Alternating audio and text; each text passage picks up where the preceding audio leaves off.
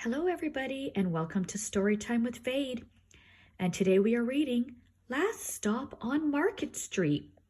Words by Matt de la Peña and pictures by Christian Robinson. It's also been part of the Caldecott Honor Medal Award and Newbery Award. Hope you enjoyed today's story and let's jump right in. CJ pushed through the church doors, skipped down the steps. The outside air smelled like freedom, but it also smelled like rain, which freckled CJ's shirt and dripped down his nose. He ducked under his Nana's umbrella, saying, "How come we gotta wait for the bus in all this wet?" "Trees get thirsty too," his Nana told him. "Don't you see that big one drinking through a straw?"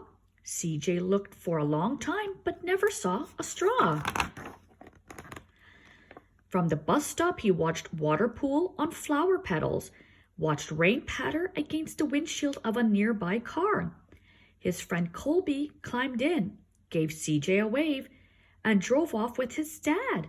"Nana, how come we don't got a car?"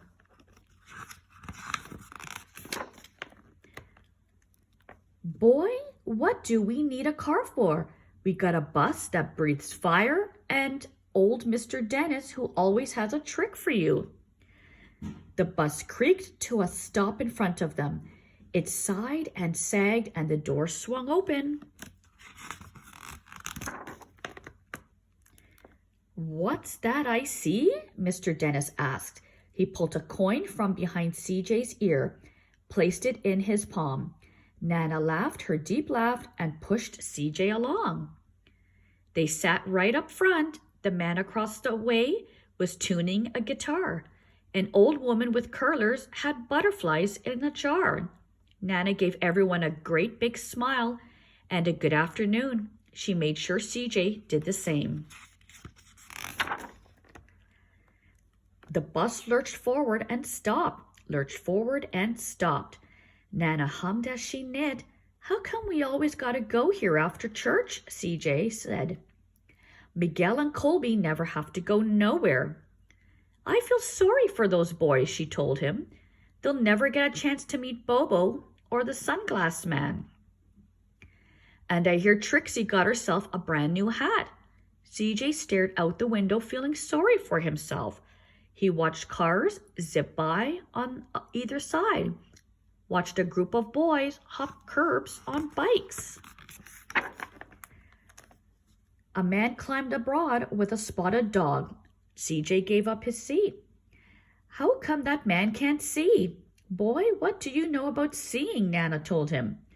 "Some people watch the world with their ears." "That's a fact. Their noses too," the man said, sniffing at the air. "That's a mighty fine perfume you're wearing today, ma'am." Nana squeezed the man's hand and laughed her deep laugh. Two older boys got on next. CJ watched as they moved on by and stood in back. "Sure wish I had one of those," he said. Nana set down her knitting. "What for? You got the real live thing sitting across from you. Why don't you ask the man if he'll play us a song?" CJ didn't have to. The guitar player was already plucking strings and beginning to sing. "To feel the magic of music," the blind man whispered, "I like to close my eyes." Nana closed hers too. So did CJ and the spotted dog. And in the darkness, the rhythm lifted CJ out of the bus, out of the busy city. He saw sunset colors swirling over crashing waves, saw a family of hawks slicing through the sky, saw the old woman's butterflies dancing free in the light of the moon. CJ's chest grew full and he was lost in the sound, and the sound gave him the feeling of magic. The song ended and CJ opened his eyes. Everyone on the bus clapped, even the boys in back. Nana glanced at the coin in CJ's palm. CJ dropped it in the man's hat. "Last stop on Market Street," Mr. Dennis called.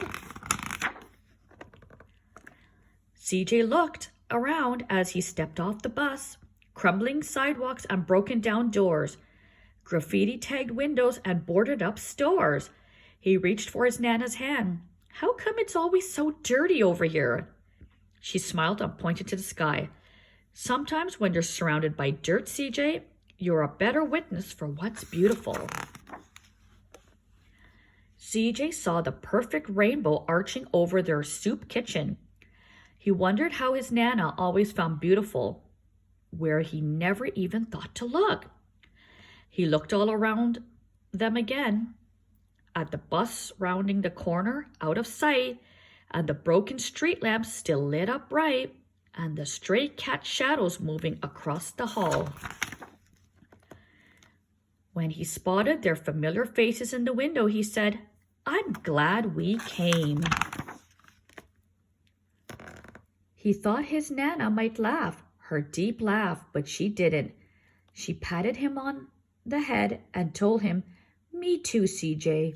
Now come on." What a lovely story. I hope you enjoyed it just as much as I did. Until next time.